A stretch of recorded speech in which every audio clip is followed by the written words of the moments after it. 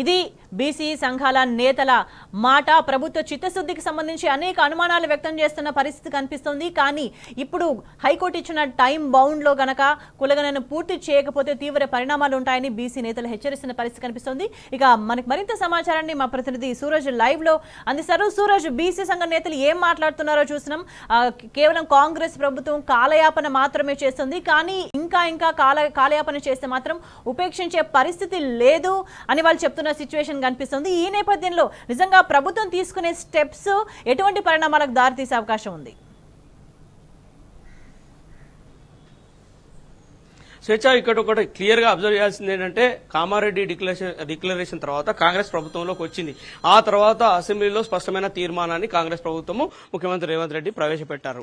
దాంట్లో భాగంగా 42% రిజర్వేషన్ స్థానిక సంస్థల ఎన్నికల్లో కల్పించి తీరుతామని చెప్పేసి ఆయన హామీ ఇవ్వడం జరిగింది, తీర్మానం కూడా చేయడం జరిగింది. బీసీ కులగణన కూడా చేస్తామని చెప్పేసి, కులాల వారిగా వర్గీకరిస్తాం బీసీలను అని చెప్పేసి కూడా ఆయన పేర్కొనడం జరిగింది. ఆ తర్వాత పరిణామాల్లో భాగంగా బడ్జెట్ కూడా ఇందుకు సంబంధించి కేటాయించుకోవడం జరిగింది. 150 కోట్ల బడ్జెట్ ను ప్రభుత్వం కేటాయించింది. ఈ బడ్జెట్ లో 150 కోట్ల బడ్జెట్ లో ఇప్పటి వరకు ఒక్క పైసా ఖర్చు పెట్టిన దాఖలాలు లేవు. ఇక గడిచిపోయిన బీసీ కమిషన్ ఏదైతే ఇంతకుముందు పనిచేసిన బీసీ కమిషన్ ఏదైతే ఉందో, ఈ బీసీ కమిషన్ 2 రకాల నివేదికలను ప్రభుత్వానికి ఇప్పటికే అందించింది. ఒకటి, కులగణన చేపడితే ఎట్లా ఖర్చు అవుతుంది, ఎంత మేరకు ఖర్చు అవుతుంది, ఎన్నికలకు పోతే ఎంత ఖర్చు అవుతుంది అనేది ఒక రిపోర్ట్ ఇవ్వడం జరిగింది. అలాగే బీసీ కులగణన చేపట్టక డైరెక్ట్ గా నేరుగా స్థానిక సంస్థల ఎన్నికలకు వెళ్తే ఎంత ఖర్చు అవుతుంది అనే దానికి సంబంధించి 2 నివేదికలు ఇచ్చింది. దీంట్లో భాగంగా 14 కోట్లు ఎలాంటి సర్వే లేకుండా ఖర్చు అయ్యే అవకాశాన్ని, ఒక సర్వే చేస్తే కనుక 150 కోట్లు ఖర్చు అవుతుందని 2 నివేదికలు ఇచ్చింది. అయితే ఇప్పటికిప్పుడు సర్వే చేపడితే కనుక 42% రిజర్వేషన్లు బీసీలకు స్థానిక సంస్థల ఎన్నికల్లో కల్పించాల్సిన పరిస్థితి ఉంటుంది. ఆ పరిస్థితులు ప్రస్తుతానికి ప్రభుత్వానికి లేవు.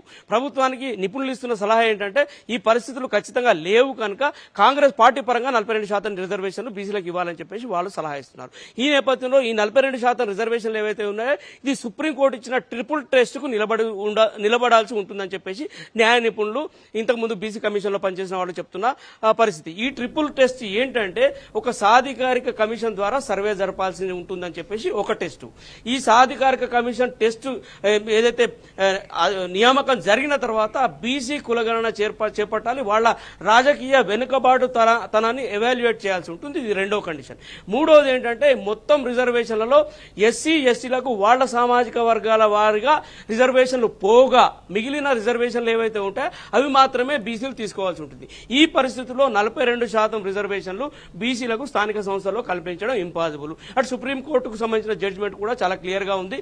50% రిజర్వేషన్లు మించకూడదని చెప్పేసి ఇప్పటికే ఆదేశం ఉన్నది. అయితే కర్ణాటకలో ఇప్పటికే బీసీ కులగణన జరిగిన మాట వాస్తవమే. బీసీ కులగణన చేసిన కమిషన్ అందుకు సంబంధించిన నివేదికను కర్ణాటక ప్రభుత్వానికి అందజేసిన మాట వాస్తవమే.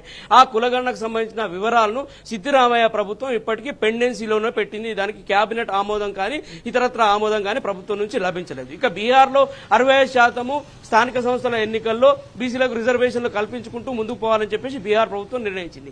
దీనికి సంబంధించి కూడా హైకోర్టులో అక్కడ బీహార్ ప్రభుత్వానికి ఎదురు దెబ్బ తగిలింది.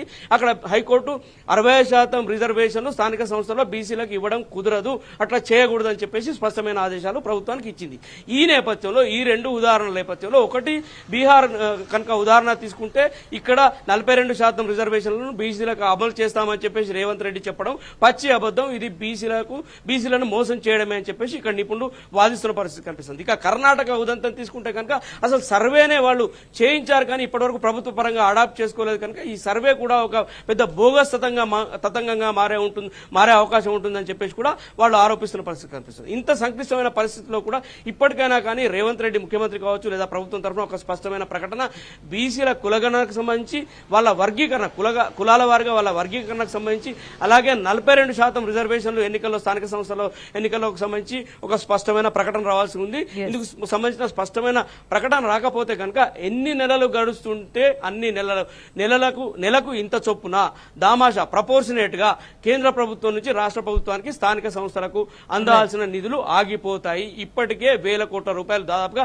1000 నుంచి 1200 కోట్ల రూపాయలు ఆగిపోయాయని మనకు కాంగ్రెస్ ప్రభుత్వం మైండ్ లో ఉన్న సాధ్యాలను బట్టి చూస్తే ఇమ్మీడియట్ గా స్పందిస్తేనే ఎంతో కొంత బెటర్మెంట్ గా పరిష్కారం అయ్యే అవకాశాలు కనిపిస్తున్నాయి. ఇమ్మీడియట్ గా స్పందించకపోతే గనక మరింత కాంప్లికేటెడ్ గా మారే అవకాశాలు ఉన్నాయని భావించాలా?